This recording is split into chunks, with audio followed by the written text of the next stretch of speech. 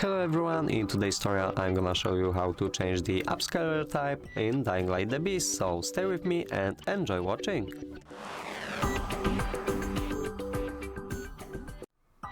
To change the upscaling, at first we have to open the settings obviously. To do it, press the O button on your keyboard or move over here and press options. Now get into the video tab, and in here we have the upscaler tab.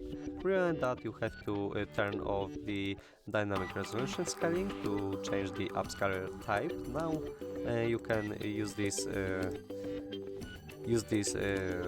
setting to change the upscaler type. You can use the FSR from AMD or some other types of upscaling.